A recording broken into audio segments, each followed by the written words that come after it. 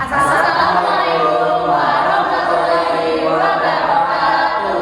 Semua, kami dari kelompok 1 akan menampilkan materi chapter 1 Introduction HRM untuk memenuhi salah satu tugas matkul manajemen sumber daya manusia yang diampu oleh Ibu Dr. Haji Ida Farida SEM.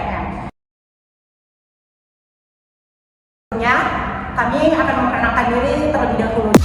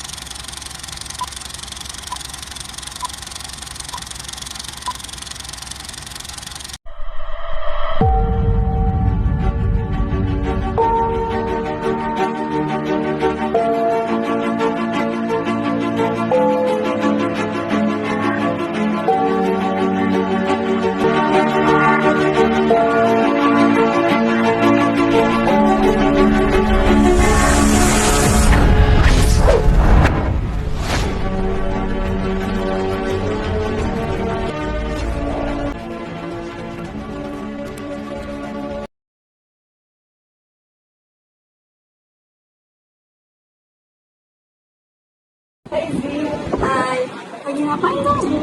Ini lagi coba pahamin materi sumber daya manusia yang banyak ini. Bingung deh. Bingung kenapa? Bingung cara pahamin materi sebanyak ini gimana? Kamu ada solusinya nggak? Ada. Apa tuh? Sekarang zaman udah modern, jadi kamu bisa belajar di mana aja. Kamu bisa pakai HP kamu juga. Coba deh kamu buka YouTube deh. Kebetulan aku punya channel YouTube buat belajar SDM. Soalnya biasanya aku juga belajar dari situ. Terus gampang banget deh pahaminnya.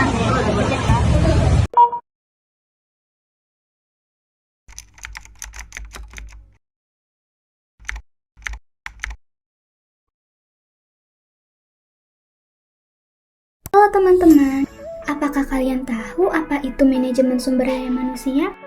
Pada video kali ini, kami akan memperkenalkan kira-kira seperti apa sih manajemen sumber daya manusia itu. Yuk kita simak sama-sama.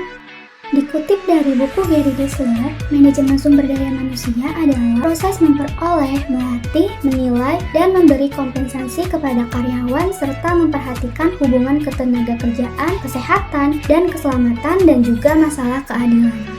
Lalu apa aja sih kegiatan yang akan dijalankan oleh manajemen sumber daya manusia?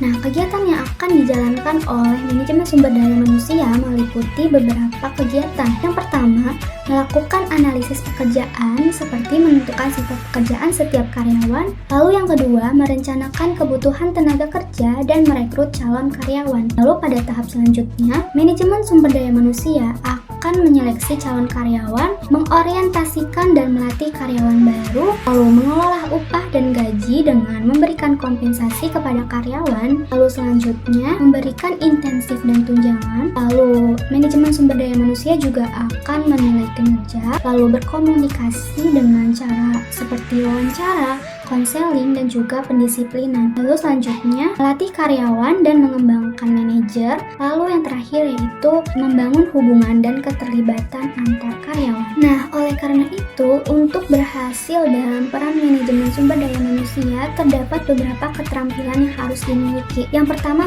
pastinya manajemen sumber daya manusia harus memiliki kemampuan komunikasi yang baik untuk berinteraksi dengan karyawan dan berkomunikasi dengan jelas dan juga efektif. Selain itu, kemampuan kepemimpinan yang kuat diperlukan juga untuk mengarahkan dan menginspirasi sebuah tim. Selain itu, kemampuan analitis juga sangat penting dalam manajemen sumber daya manusia, karena mereka harus mampu mengumpulkan dan menganalisis data terkait karyawan, serta membuat keputusan berdasarkan informasi yang akurat. Selain itu juga, kemampuan dalam membangun hubungan kerja yang baik, negosiasi, dan penyelesaian konflik akan sangat berguna dalam mengelola hubungan karyawan.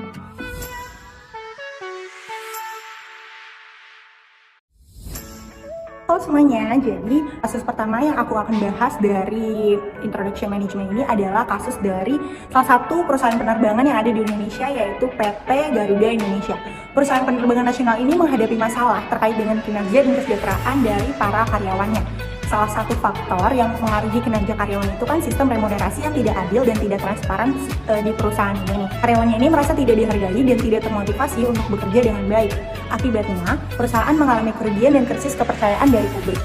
Untuk mengatasi masalah ini, perusahaan melakukan perubahan besar-besaran dalam manajemen SDM atau manajemen sumber daya manusianya, termasuk merombak remunerasi, terus abis itu memberikan intensif berbasis kinerja dan meningkatkan komunikasi antara manajemen dan juga karyawannya. Kurang lebih itu adalah salah satu contoh kasus manajemen sumber daya manusia yang ada di Indonesia.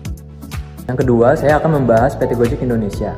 Perusahaan startup ini merupakan salah satu unicorn di Indonesia yang bergerak di bidang transportasi, logistik, dan layanan digital.